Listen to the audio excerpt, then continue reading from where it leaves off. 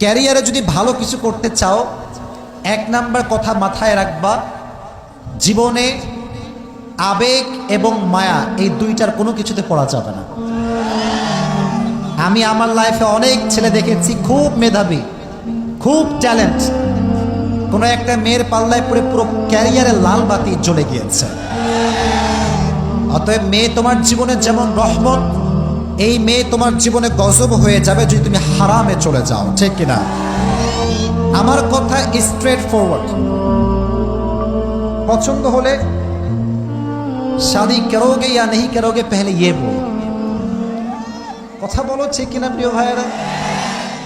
ভাল লাগলে 2 বছর 3 বছর প্রেম করে, লাস্টে গিয়ে এও ছ্যাঁকা দেয়, এও ছ্যাঁকা দেয়, লাস্টে মেয়ের বিয়ে হয় টাকলার সঙ্গে আর যুবকটা। এটা সব জায়গায় হয় না, আগেই পাগল হয়ে যাও না, সব জায়গায় এটা হয় না। আর সব মেয়ে কিন্তু সরকারি টাকলা খোঁজে না, কিছু কিছু মেয়ে চরিত্রবান যুবকও খুঁজে বেড়ায়, ঠিক কিনা? সবাইকে এক পাল্লায় মাপবেন না। এজন্য জীবনে সফল হতে চাইলে আবেগ এবং মায়ায় পা দেওয়া যাবে।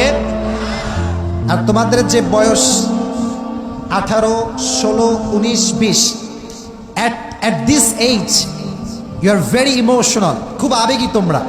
মনে রাখবা, আমাদের যে চয়েস এটা আমাদের জন্য ভালো নাও হতে পারে। আমাদের জন্য কোনটা বেস্ট, কোনটা পারফেক্ট, এটা আমাদের চাইতে বেশি জানে একজন। আওয়াজ দিয়ে বলো, তিনি কে? কোরআন থেকে শোনো, আল্লাহ বলছেন, ওয়াসা আন তাকরাহু শাইআন ওয়া হুয়া খায়রুল লাকুম ওয়াসা আন তুহিব্বু শাইআন ওয়া হুয়া শাররুল লাকুম। Sometimes you like a thing and you want that from your heart and you think this is the best option for me. মাঝে মাঝে কোনো মেয়েকে দেখলে মনে হয় আল্লাহ, এর মতো সুন্দরী আর কেউ হইতে পারে না, কিন্তু এর চাইতে সুন্দরী আছে না নাই? আল্লাহ বলছে, তোর জীবনে যাকে দেওয়া লাগবে, I know better than you, তোর চাইতে আমি বেশি ভালো জানি। অতএব ছ্যাঁকা খেয়ে বেকা হওয়া যাবে না, ভরসা করতে হবে একজনকে, তিনি কে? অতএব আমরা ভরসা করব, বিশ্বাস করব একজনকে। আওয়াজ দিয়ে বলেন, তিনি কে?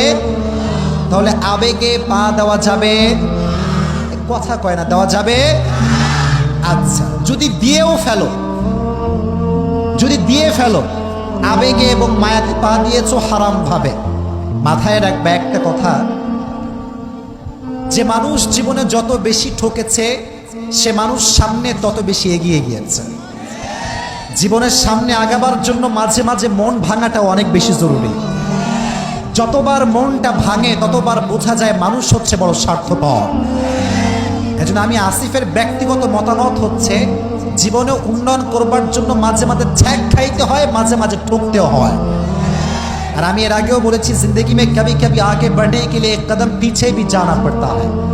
দেখবা যখন মানুষ দৌড়াতে চায় রেস করার জন্য, দেখবা তার এক পা পেছনে থাকে, ঠিক না? কারণ যত পা পেছনে সে নেবে ততটা সামনে সে আগাবে। অতএব আজ থেকে আমাদের শিক্ষা হচ্ছে এইটা, ঠকে গেলে ঠেকে যাওয়া যাবে না, এমন একটা সফলতার চূড়ান্ত পর্যায়ে পৌঁছাতে হবে, আজ যে তোমাকে ঠেকাচ্ছে আগামী দিনে সে তোমাকে স্যালুট করতে বাধ্য হয়ে যায়, ঠিক না? আবেগেও পা দেওয়া যাবে না, মায়াতেও পা দেওয়া যাবে না। রাজি আছো তো ইনশাআল্লাহ? একটু কন্ট্রোল করো,